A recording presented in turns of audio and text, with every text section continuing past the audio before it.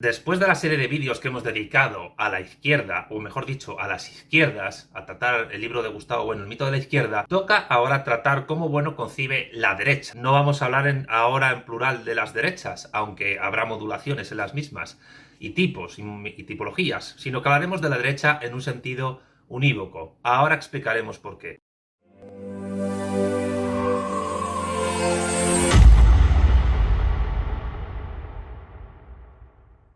La tesis fundamental de Bueno sobre la derecha, explicada en su libro El mito de la derecha, publicado en el año 2008, es que la unidad interna de la derecha o de las derechas es mucho mayor que en las izquierdas. Las características de las izquierdas son básicamente dos, una genérica y otra específica. La genérica, como ya dijimos en la serie de vídeos que explicamos las izquierdas, o porque era imposible la unidad de la izquierda, es el racio-universalismo, es decir, que la fundamentación filosófica, ontológica de todas las izquierdas políticamente definidas ha sido, por una parte, defender un proyecto universalista, es decir, para todos los hombres y mujeres, sin excepción, a escala mundial, universal, aunque se parta de una plataforma concreta geopolítica o de nación política para desarrollar un proyecto político de izquierda definida,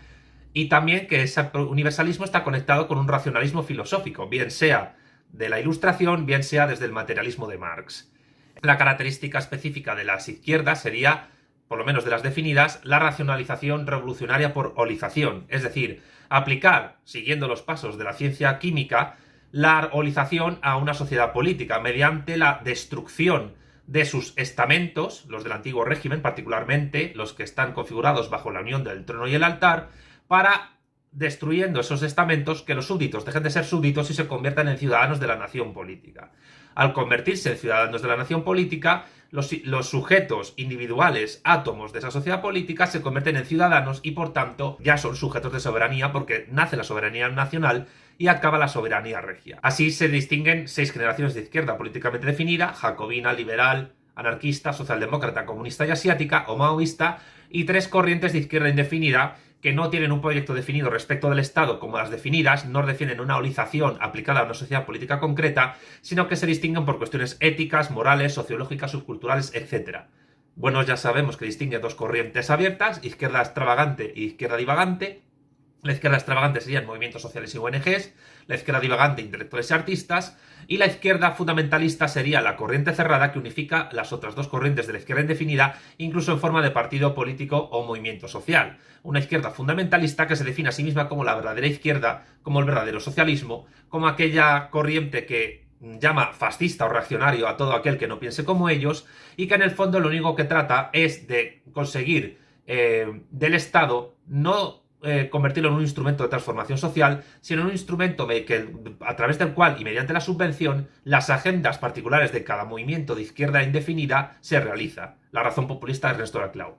Pues bien, la gran pregunta que tratamos de responder en este primer vídeo de esta serie sobre las derechas es: ¿qué es la derecha? La idea de derecha en Gustavo Bueno sigue la idea de un género plotiniano. ¿Qué quiere decir Gustavo Bueno con género plotiniano? Para explicarlo paso a leer El mito de la derecha. Presuponemos la distinción entre géneros porfirianos y géneros plotinianos. Las ideas o conceptos porfirianos son aquellos que definió Porfirio, filósofo griego, tales como poliedro regular o vertebrado, que se caracterizan porque el acervo connotativo que constituye su definición se distribuye en cada una de sus subclases o elementos con independencia los unos de los otros. Los cubos o los dodecaedros son poliedros regulares independientemente los unos de los otros. Las ideas o conceptos plotinianos, en cambio, determinan clases definidas por conjuntos de notas o acervos connotativos que se aplican a cada subclase o elemento en cuanto derivan o proceden de otras subclases o elementos de la clase general, y los llamamos plotinianos en atención a un texto de Plotino que dice: la raza de los Heráclidas forma un género no porque todos tengan un carácter común, sino porque proceden de un mismo tronco. Las especies, géneros, órdenes, clases de Linneo fueron concebidas desde el formato de los géneros porfirianos. Los phyla de Haeckel son conceptos concebidos desde el formato lógico plotiniano. Y continúa Bueno ya aplicando esta cuestión a la derecha política. La idea objetiva de derecha que establecemos en el presente libro es una idea que pretende ser definida como género plotiniano, por tanto como una idea histórica que dice referencia esencial al antiguo régimen en cuanto éste resultó ser atacado por las izquierdas revolucionarias. Es una idea que se nos presenta, en principio, como una idea positiva y más simple que la idea general de izquierda, cuya unidad comienza siendo negativa del antiguo régimen y por tanto amorfa, como lo es el concepto de invertebrado, en la taxonomía dicotómica porfiriana-lineana que toma como positivo al término vertebrado. Precisamente por su carácter negativo, la unidad de la izquierda no puede sustantivarse sobre base positiva alguna. En cambio, la idea de derecha puede acogerse en su definición a la positividad misma del antiguo régimen. ¿Qué quiere decir Gustavo Bueno con esto? Muy sencillo, que las izquierdas definidas se definen en sentido negativo y no positivo porque se definen frente a una positividad realmente existente en su momento, que es el antiguo régimen. ¿Qué es el antiguo régimen? El antiguo régimen es el tipo de sociedad histórica, política, existente antes de la Revolución Francesa, en el cual se da una circunstancia muy particular, que es la unión de trono y altar. Es decir, la soberanía es regia, aunque pueda derivar de Dios, o es Dios el soberano, que a través del pueblo o del monarca se establece como titular de esa soberanía, y al mismo tiempo el altar, es decir, la Iglesia católica, la protestante, la luterana, la calvinista, la anglicana o la islámica sunita o chiita, es la religión oficial del Estado que, unido al trono, unido a la soberanía regia, es la que establece una serie de estamentos sociales, una serie de castas o una serie de cuerpos orgánicos de la sociedad que se tienden por naturales, por privilegiados en un sentido incluso divino, y que es preciso mantener. Por tanto, ¿qué es la derecha en todas sus modulaciones? Por lo menos en las alineadas que trataremos ahora. Es todo movimiento político que trata de mantener en mayor o menor grado esta estratificación social derivada de la unión de trono y altar. Esta estratificación social basada en clases sociales, castas, estamentos, unidas a una soberanía regia de derivación divina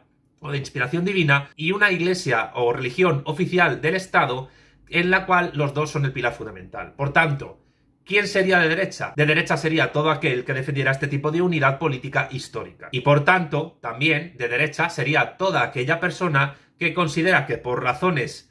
religiosas, metafísicas, derivadas de la ley divina, del derecho natural, esto explica por qué yo en gran medida estoy en contra del derecho natural, o me parece simplemente una idea metafísica, porque por derecho natural unas personas por un motivo muy determinado tienen que ser privilegiadas en una sociedad política estando en la pirámide social.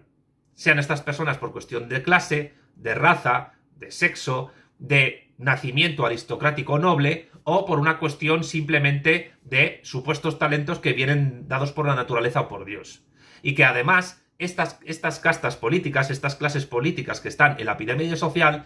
tienen derecho a defender o bien un proyecto universalista en el cual ellos siempre estén gobernando, universalista pero no racionalista, es decir, un universalismo irracionalista derivado de ideas metafísicas religiosas, cristianas, musulmanas, budistas o como fuere, y que al mismo y esto es importante porque puede haber un universalismo irracionalista o puede haber un particularismo irracionalista, por eso que defiendan un proyecto por el cual una mayoría social que no es considerada privilegiada sino inferior deba ser mantenida en su situación, multada, perseguida o incluso exterminada. Así que por tanto todo eso es la derecha, aunque veremos que es mucho más complicado que esto. Continúa Gustavo Bueno. Cuando se sobreentiende comúnmente la idea de derecha como, según el diccionario de la Real Academia de la Lengua Española en 1970, hablando de sociedades políticas, la parte más moderada, o que en su doctrina guarda más respeto a las tradiciones, no se hace otra cosa sino generalizar, mediante la supresión de parámetros, la relación de la izquierda revolucionaria, no ya con el antiguo régimen del absolutismo francés, sino con cualquier otro régimen establecido. Una generalización, sin embargo, que nos conduce a una idea extremadamente vaga, sin parámetros, aunque siempre presente en uno de los sentidos más genéricos y porfirianos atribuidos a la derecha, a saber, su carácter de conservadora. Decíamos antes que la derecha se define por una cuestión histórica positiva. Esa cuestión histórica positiva es la existencia factual del antiguo régimen, es decir, toda la historia de todas las sociedades políticas prácticamente hasta la Revolución Francesa, que supone, innegablemente, guste o no para algunos, para bien y para mal, un punto de inflexión histórico sin parangón. Y que la izquierda, en cambio, se define en sentido negativo contra esa positividad para tratar de construir un tipo de sociedad política totalmente distinto a esa positividad, es decir, un tipo de sociedad política que no había existido antes y que en muchos casos logran positivizar. En el caso de la izquierda jacobina, positiviza la nación política. En el caso de la izquierda liberal, positiviza, aunque por breve tiempo, la unión de españoles de ambos hemisferios en la Constitución de Cádiz. La izquierda anarquista positiviza de una manera muy breve, leve y con poco impacto en algunos casos, pero mucho en otros, comunas horizontales donde no hay jerarquía en el sentido derechista, ni Dios, ni amo, ni patrón, y que por tanto surge y que por tanto construye esa suerte de comunismo libertario que fue muy potente, por ejemplo, en la Guerra Civil Española, sobre todo en las comunas anarquistas andaluzas y catalanas de 1936. En el caso de la izquierda socialdemócrata se positiviza la construcción del socialismo o, en su defecto, después de ser desmarxistizada, el estado del bienestar. En el caso de la izquierda comunista, contra el antiguo régimen zarista, se positiviza la Unión de Repúblicas Socialistas Soviéticas, aunque luego esta cae en 1991, cayendo un poco 2 años antes todo lo que es el telón de acero de Europa del Este. Y en el caso de la izquierda asiática, contra la milenaria China de los emperadores, se positiviza, previa revolución de Xinkai, dirigida por Sun Yat-sen en 1911, la República Popular China después de la larga marcha en la guerra contra los japoneses en 1949 y que sigue vigente ahora. Por tanto, las izquierdas son la negación del antiguo régimen, mientras que las derechas son la afirmación del antiguo régimen o el intento de continuidad de esta afirmación histórica, de este hecho positivo que fue el antiguo régimen. Es decir, las sociedades políticas históricas precapitalistas y preburguesas que existieron antes de la Revolución Francesa, con la cual surge la izquierda jacobina como género generador de todas las demás. Sigue bueno. La derecha sería conservadora, lo cual es cierto, pero el conservadurismo, por su carácter genérico, no sirve tampoco para definir a la derecha en cuanto se opone a la izquierda revolucionaria, porque el conservadurismo es una suerte de idea funcional que requiere de inmediato ser determinada por parámetros para salir de su estado de idea incompleta o sin categoremática, es decir, que solo tiene sentido junto con otras, como le ocurre a la idea de mitad o de hijo. En efecto, salvo quien asuma una orientación decididamente nihilista, la revolución, y esta es una tesis fundamental del materialismo filosófico, siempre ha de conservar algo, empezando por la vida de los ciudadanos y de las instituciones más básicas, por lo que toda revolución que no sea realmente nihilista ha de ser de algún modo conservadora. Lo que quiere decir que no es posible definir la derecha por conservadora respecto de una supuesta izquierda revolucionaria no conservadora. Hay que determinar qué es lo que se conserva y qué es lo que se destruye por la revolución de izquierdas. La derecha se considera como conservadora del orden. Prefiero la injusticia al desorden, decía Goethe. Pero ¿acaso la izquierda republicana, una vez que ha demolido el orden monárquico, no se convierte también en conservadora del nuevo orden republicano? Por ello, si mantenemos la referencia al antiguo régimen, los parámetros de la conservación podemos darlos al menos como establecidos en general. Es decir, las izquierdas, al menos las políticamente definidas, cuando llegan al poder tratan de conservar el poder y tratan de conservar la sociedad política donde han conseguido el poder. Cuando los jacobinos consiguen el poder en la Revolución Francesa, conservan las fronteras de la monarquía absoluta del antiguo régimen que han destruido para poder sobre ella erigir la nueva nación política de ciudadanos libres e iguales sin derechos y deberes, aunque luego tratan de ampliarla mediante las guerras napoleónicas. De la misma manera, cuando Lenin lidera a los bolcheviques a la hora de destruir los restos que quedan de la Rusia de los zares, no solo echando a Kerensky del poder, sino a través del Tratado de Brest-Litovsk, que supuestamente les dio tiempo para apaciguar a los alemanes en la Primera Guerra Mundial, cosa que durante un tiempo no consiguieron hasta que los alemanes son derrotados en esa gran guerra. Sin embargo, luego, con Stalin en el poder, la Unión de Repúblicas Socialistas Soviéticas trata no solo de conservar, sino incluso de recuperar por completo el territorio que perteneció a la Rusia de los zares, aunque no lo consiguió completamente, pero sí estuvo bastante cerca. Sin embargo, ¿qué tratan de conservar las derechas? Las derechas tratan de conservar, cada una con sus modulaciones distintas,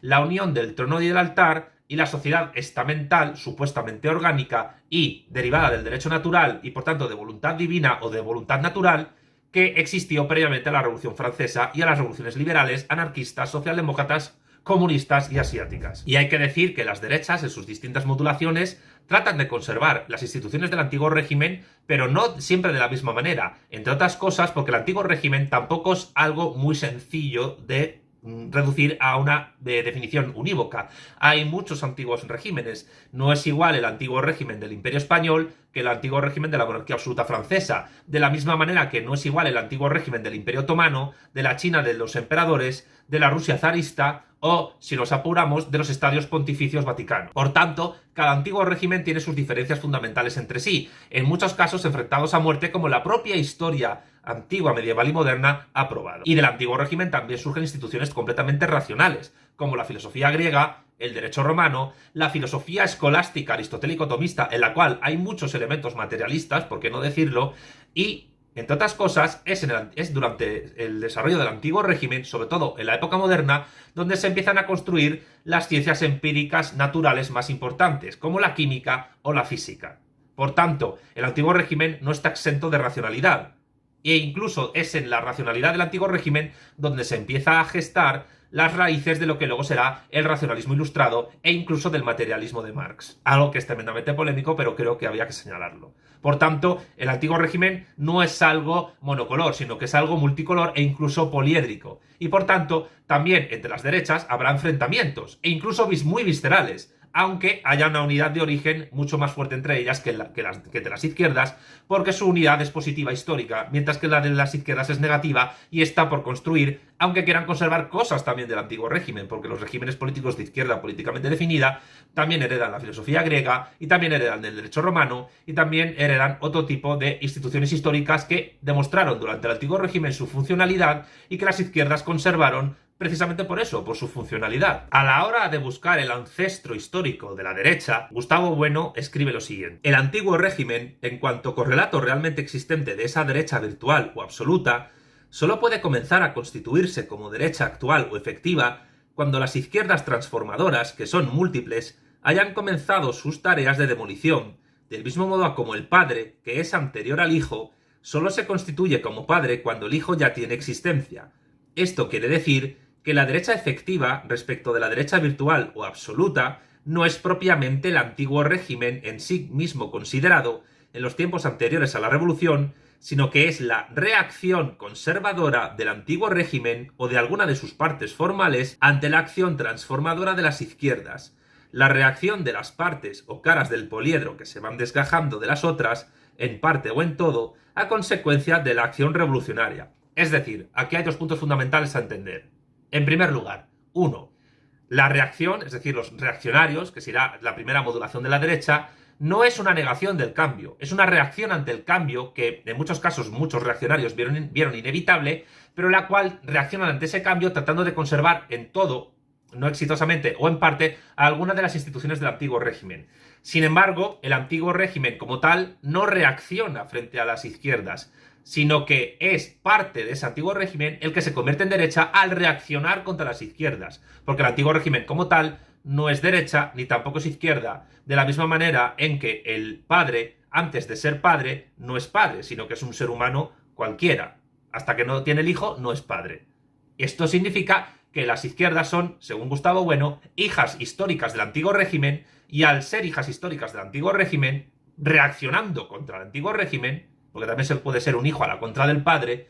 por tanto, es cuando las izquierdas reaccionan, cuando el antiguo régimen en todo o en parte reacciona ante las izquierdas y se vuelve reaccionario, es decir, se vuelve derecha en su sentido primario del término, aunque habrá otras derechas que, aunque defiendan en todo o en parte el antiguo régimen, ya no serán reaccionarias en el sentido estricto de la palabra, sino que serán de otra manera. Y también hay derechas que no están alineadas con el antiguo régimen, pero defienden posturas filosóficas y políticas irracionalistas, particularistas o una mezcla de ambas cosas. Sigamos con el texto de Gustavo Bueno. La idea de derecha en cuanto a idea político-social, antropológica, tiene prioridad virtual lógica respecto de la idea de izquierda, mientras que en el terreno topográfico o anatómico, derecha e izquierda, desde el punto de vista de su formato lógico, son conceptos correlativos y por tanto simultáneos, no existe en un recinto espacial dado una derecha sin izquierda, ni recíprocamente, no existe una mano derecha sin otra correlativa mano izquierda.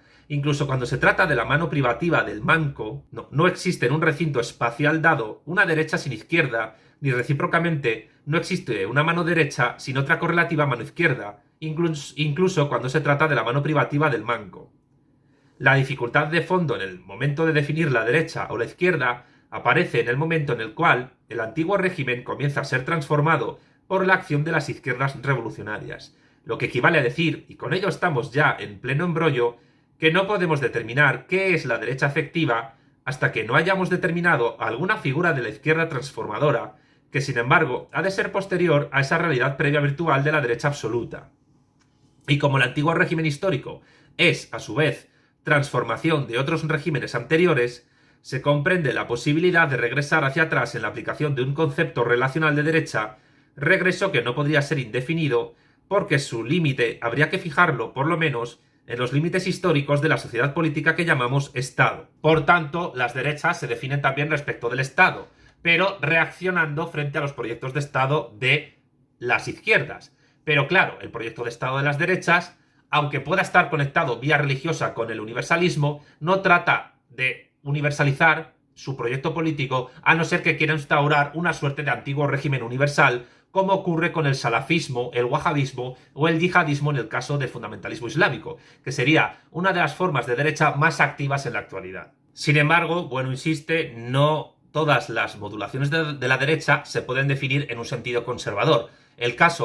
conservador en el sentido de no transformar las relaciones sociales humanas, aunque quieran conservar en todo o en parte las instituciones propias del antiguo régimen e incluso la unión del trono y el altar, o solo el trono o solo el altar. Es el caso de la segunda modulación de la derecha, ya hemos dicho la primera, que es la derecha primaria o los reaccionarios, y esta segunda sería la derecha liberal, que al mismo tiempo es la izquierda liberal, aunque va en ciertos sentidos históricos evolucionando a otros terrenos ideológicos. Dice, bueno, lo siguiente al respecto. Hay, sin embargo, otras muchas variedades de la derecha, en sentido moderno, posterior a la Gran Revolución,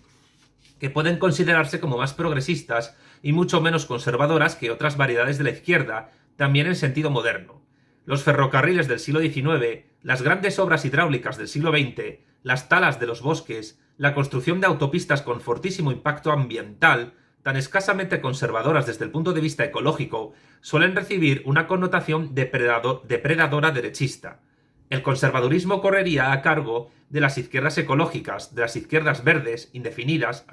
aclaro yo, que ponen el grito en el cielo ante cualquier impacto ambiental sobre el paisaje. Impacto que no definen, sin embargo, salvo con criterios tautológicos o gratuitos, porque impacto ambiental en general es todo lo que transforma un estado paisajístico de cosas dado, pero este impacto ambiental puede ser altamente beneficioso en unos casos y lleno de valores estéticos en otros, como es el caso del impacto ambiental que ejerce un acueducto romano que salva con su presencia imponente un desfiladero natural, o del impacto ambiental causado por el observatorio Sphinx en el paisaje suizo.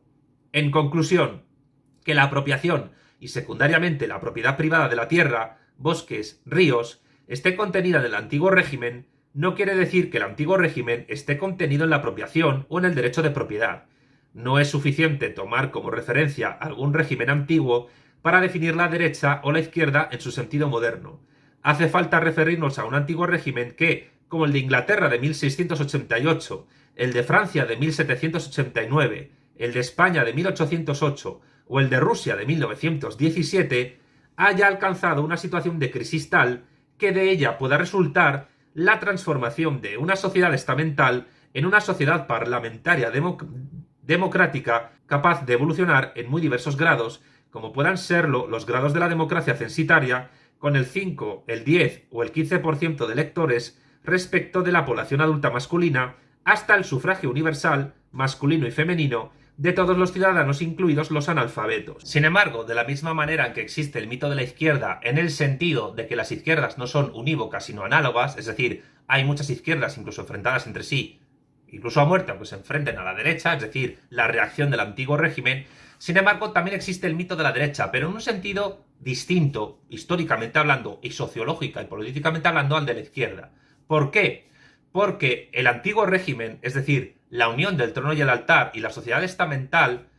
ha sido prácticamente barrido del mapa, ha sido prácticamente destruido, y como veremos a la hora de definir los proyectos de las derechas alineadas con el antiguo régimen, estas han quedado en muchos casos reducidas a la marginalidad, han desaparecido completamente del mapa o se han convertido prácticamente en arqueología o en historia más que en actualidad. salvando quizás a la derecha liberal, que, sin embargo, en muy pocos casos defiende la unión del trono y el altar, porque muchos grupos que se llaman incluso a sí mismos de derecha liberal no defienden un Estado confesional, sino un Estado o bien aconfesional o bien laico. Es el caso, por ejemplo, de Vox en España, que, aunque se denomine un partido inspirado en el cristianismo, acoge en su seno a ateos, a agnósticos, a personas que no creen en el cristianismo y que además están cómodas en el orden constitucional español, que no es católico, sino aconfesional. Y por tanto, está bastante laminada, en el caso de Vox, el concepto tradicional de derecha liberal, aunque conservan muchos elementos del mismo, como veremos cuando hagamos el vídeo de la derecha liberal. Y Vox no es el único ejemplo existente actualmente de derecha liberal. Aparte, en el caso de las derechas no alineadas,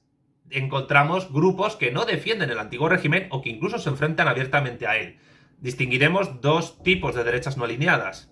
y a las cuales dedicaremos a cada una un vídeo. Esos tipos de corrientes de derecha no alineada con el antiguo régimen, que sin embargo si defienden ideas no racio-universalistas, sino particularistas, o si son universalistas son irracionalistas, metafísicas o derivados de pensamiento espiritual o religioso, se dividen en dos grupos según Gustavo Bueno. Por un lado estarían las derechas internas al Estado, es decir, aquellas que no quieren destruir la unidad estatal sino fortalecerla o utilizarla como medio para aplicar sus planes y programas metafísicos y racionalistas y particularistas. En este primer grupo entran todo lo que se llama la tercera posición, es decir, fascismo, nacionalsocialismo, nacionalbolchevismo, nacionalsindicalismo y otros grupos como el rexismo,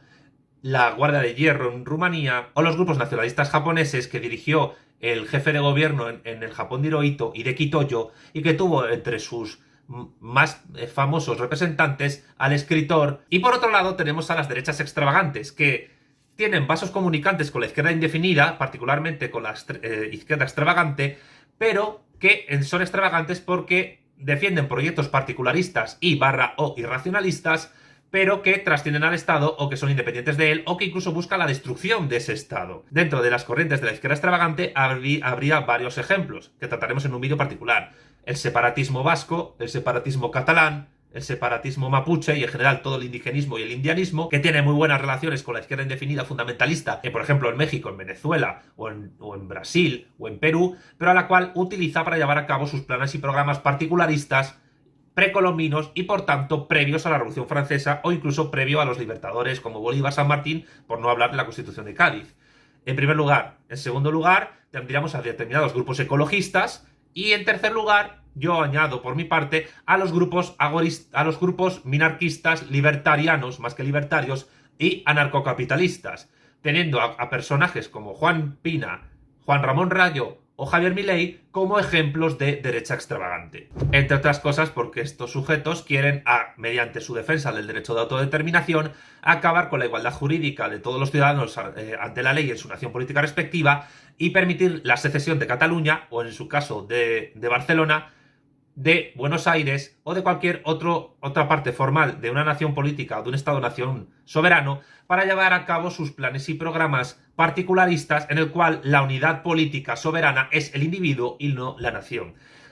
Y por tanto, en ese sentido, al circunscribir la soberanía en el individuo y no en la nación, están dentro de la derecha extravagante y no pueden ser considerados de ninguna manera de izquierdas, ni definidas ni indefinidas, aunque, insisto, estos grupos tienen mucha conexión